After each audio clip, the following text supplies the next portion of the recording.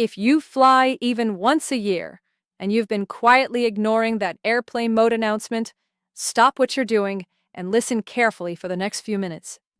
I get asked this question on almost every single flight I work. Do I really have to turn on airplane mode? Does it actually matter? Just last month, a passenger on one of my flights, a 43-year-old businessman named Daniel, looked me dead in the eye when I asked him to switch his phone to airplane mode and said, "Come on, I've flown 100 times without doing it. Nothing ever happened." What Daniel didn't realize was that nothing dramatic happening to him doesn't mean nothing dangerous was happening around him. He wasn't being reckless on purpose. He simply had no idea what was actually going on behind the cockpit door. New evidence, including findings from aviation safety investigators and air traffic control engineers, shows that one extremely common passenger mistake can create a chain of interference, distraction, and navigational disruption that puts an entire aircraft at risk. Not in Hollywood movie terms, in very real, very documented, very quiet ways that never make the headlines. I'm Maria. I've been a senior flight attendant for over 19 years, working long-haul international routes across 3 continents. I've seen things inside aircraft cabins that passengers never see and rarely hear about. And in this video, I'm going to tell you the real reason you must put your phone on airplane mode. The truth the airlines don't explain clearly enough.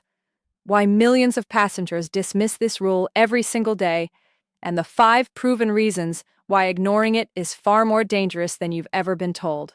Before we dive in, drop a comment below with where you're flying next and what country you're watching from today. Have you ever left your phone off airplane mode during a flight? Be honest. Write your answer below because your experience helps this entire community. And hit that subscribe button because I share real insider flight safety knowledge like this every week. Things they don't print in the safety card in the seat pocket. The silent danger most passengers never think about. Most people believe that if the plane took off and landed safely, their phone couldn't possibly have caused a problem. But that assumption misunderstands how aircraft systems work entirely. The danger your phone creates in the air is not something that causes an immediate explosion or a dramatic system failure you'd notice from your seat. It works differently. It works quietly. It works through radio frequencies, electromagnetic fields, and cumulative signal interference that cockpit instruments pick up in ways that are subtle, but in the wrong moment, critically dangerous. And here's the thing that shook me early in my career. The problem isn't just your phone. It is the collective electromagnetic environment created when 180 passengers all decide the rule doesn't apply to them. I saw this firsthand on a flight from Dubai to London. A senior pilot I worked with for years, calm, experienced, unshakable, came back to the cabin during boarding and quietly told me, "Maria, I need you to do another phone check. Something is interfering with the VOR signal, and we haven't even pushed back yet." 3 passengers in row 14, 22, and 31 had their phones actively streaming video. No airplane mode. No idea. Once the devices were switched, the interference cleared. That pilot never dramatized it. He just said, "This is why the rule exists." Here is what most passengers don't understand. The dangerous moment is not always a catastrophic failure. It's the subtle degradation of navigational accuracy, communication clarity, and instrument reliability in conditions where every decimal point of precision matters. Like an instrument approach in low visibility, like a go-around over a congested airport, like a night crossing over open ocean with no radar coverage below. In those moments, interference is not an inconvenience, it is a threat. This is why millions of passengers are wrong to dismiss this as an outdated, overly cautious rule. And this is why I want to walk you through the 5 real reasons, backed by what I've witnessed, what investigators have documented, and what engineers have confirmed, for why airplane mode is not optional. If you're finding this valuable already, go ahead and hit that like button. It helps this video reach more travelers who need to hear this. Method number 1. Radio frequency interference with navigation systems. Method number 1 is radio frequency interference, and it is the most misunderstood danger in the cabin. Most passengers think airplane mode is about phone calls disturbing other passengers. They treat it like a politeness rule, not a safety rule. That misunderstanding is exactly why so many people ignore it. But here is what is actually happening. Your phone, when not in airplane mode, is constantly searching for cell towers. Even if you are not making a call or sending a message, your phone is broadcasting radio frequency signals, reaching out, pinging, searching, hundreds of times per minute.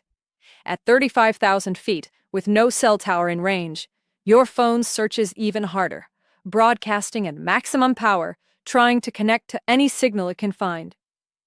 These radio frequency emissions don't stay in your pocket. They travel. And aircraft navigation systems, specifically VHF omnidirectional range equipment and instrument landing systems, operate on frequencies that are close enough to cellular bands that active phones can create what engineers call harmonic interference. I experienced this reality clearly through a colleague of mine, a first officer named James, age 34, who had been flying commercial routes for 6 years. Methodical, precise, deeply serious about safety. He told me about an approach into a mountainous airport in fog conditions, where the ILS glide slope indicator, the instrument that tells pilots exactly how steeply they are descending toward the runway, began giving intermittent false readings during final approach. It was subtle. The needle flickered, then stabilized, then flickered again. They flew a go-around, declared a technical issue, and on investigation, the cabin was found to have 11 passengers with phones not in airplane mode. James told me, in clear weather, that flickering is manageable. In that fog, on that approach, it was a different conversation entirely. Here are the things every passenger should understand about this. The Federal Aviation Administration has documented over 300 cases of suspected portable electronic device interference with aircraft systems since records began. The International Air Transport Association's safety reports identify radio frequency interference as a persistent and ongoing risk. The European Aviation Safety Agency has issued repeated guidance specifically about cellular frequency proximity to navigation bands. And critically, not every interference event gets reported, because not every crew connects the symptom to the cause in real time. The key lesson here is direct. Your phone not being in airplane mode is not a victimless private choice. It is a contribution to a shared electromagnetic environment inside a sealed metal tube traveling at 500 miles per hour. And the interference it creates is real, documented, and in specific conditions, dangerous. Now we come to the second reason, and this one directly involves the people responsible for keeping you alive up front. Method number 2: cockpit audio interference and pilot communication disruption. Method number 2 is cockpit audio interference, the reason pilots hear something passengers never notice.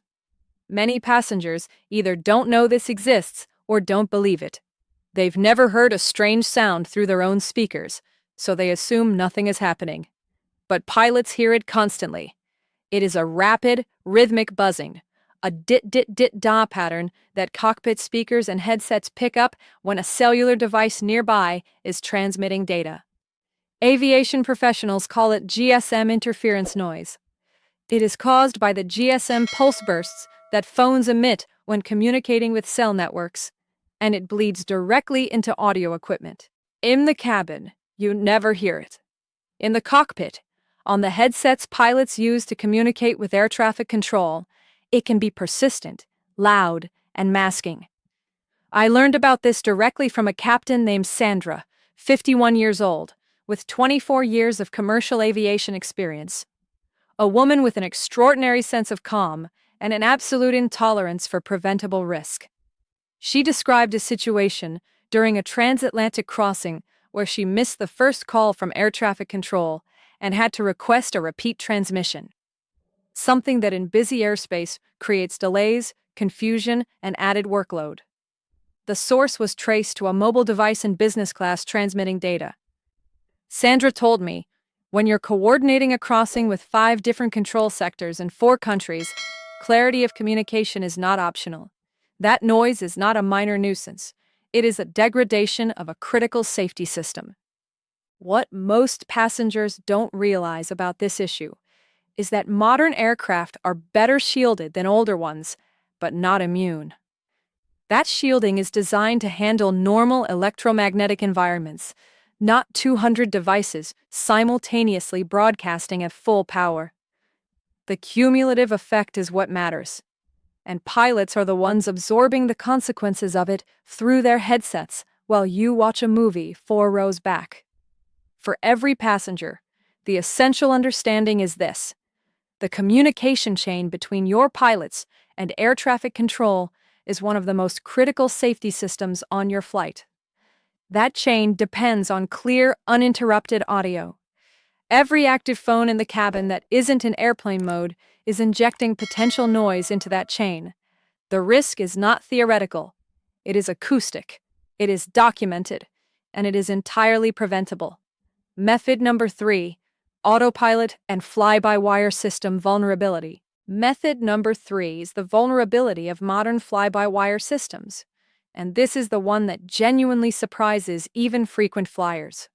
Most people assume that because modern aircraft are so technologically advanced, they are also completely immune to interference from something as small as a phone. That assumption is dangerously backwards. The more sophisticated and digitally dependent an aircraft is, the more carefully its electromagnetic environment must be controlled.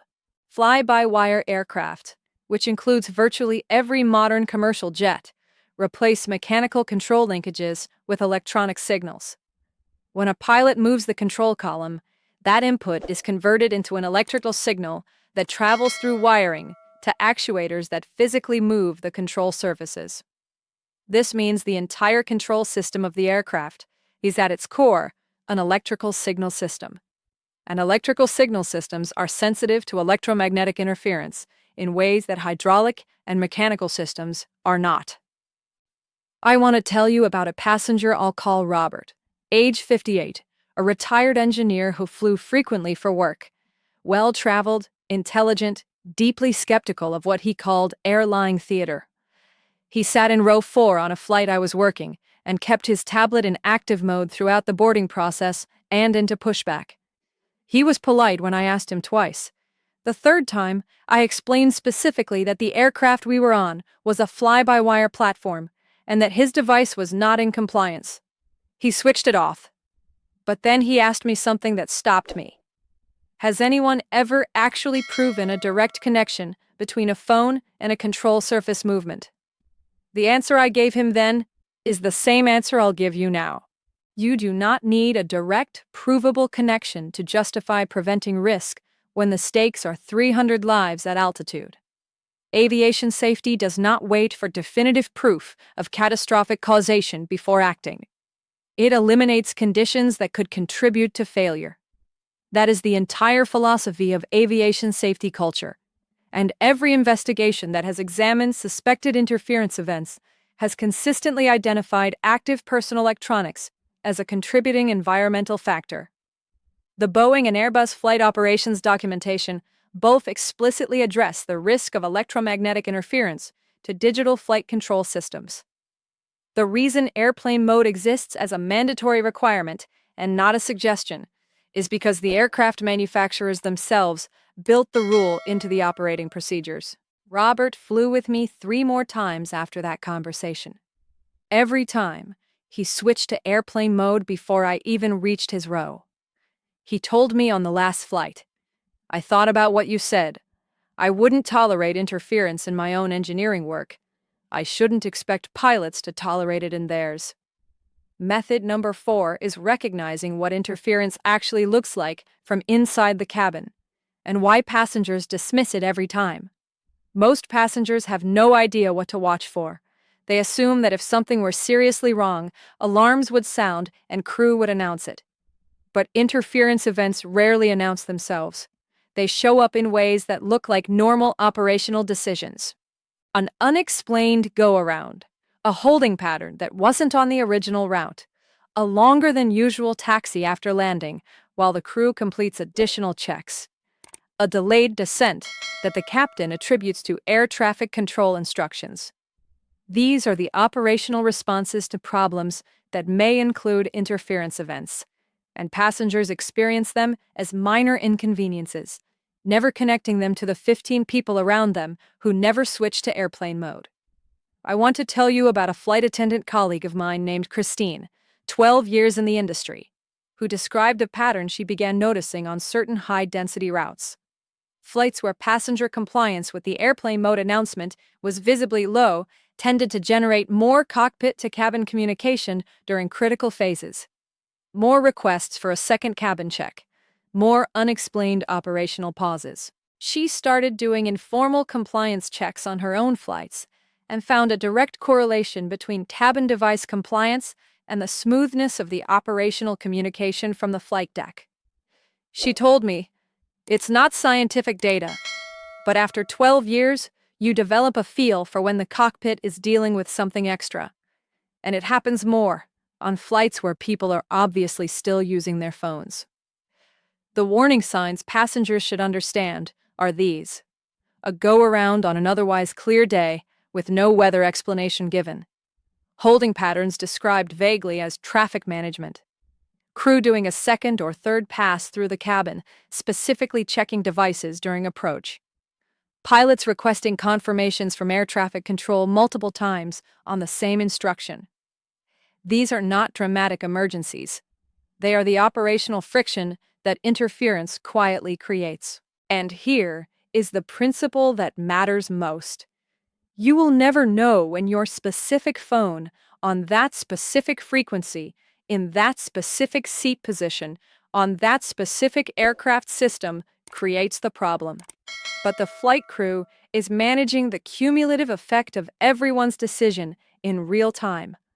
The passenger who leaves their phone on is gambling with a risk they cannot personally measure on behalf of everyone else on board. Anytime you are on a flight and crew ask you more than once to switch to airplane mode, that is not harassment. That is a professional telling you the system is being stressed and your compliance is needed now. Method number 5, the protection, what airplane mode actually does and why it is the complete solution. Method number 5 is understanding what airplane mode actually does and why it is the full, complete, elegant solution to everything I've described. This surprises most passengers because they expect the answer to be complicated. It is not. Airplane mode is one of the most perfectly designed safety features ever built into consumer technology, and almost nobody appreciates what it actually does. When you activate airplane mode, your phone immediately terminates all radio transmissions. Cellular broadcasting stops. Wi-Fi broadcasting stops. Bluetooth broadcasting stops. Your phone goes electromagnetically silent. It stops reaching for towers. It stops pulsing GSM signals. It stops contributing to the collective interference environment inside the cabin. In a single tap, you remove yourself from the problem entirely. And here is what you do not lose. Everything on your phone that does not require a signal still works perfectly.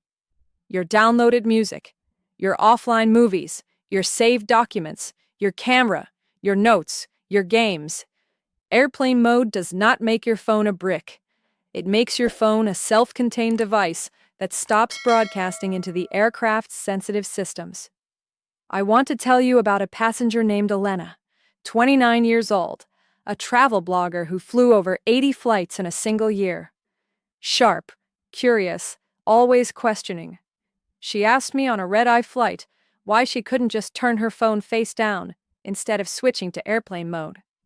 I told her the phone doesn't care which way it's facing. The signal goes in every direction. She laughed. Then she asked me something genuinely thoughtful. "Maria, what does it actually feel like to fly, knowing most passengers are following the safety rules?" I told her honestly. It feels like the whole cabin is working with us instead of against us. Every compliant passenger is a small contribution to the environment we need to do our jobs safely. Elena switched to airplane mode before I finished the sentence. She told me at landing, "I'll never skip it again. I never understood before that it was this specific."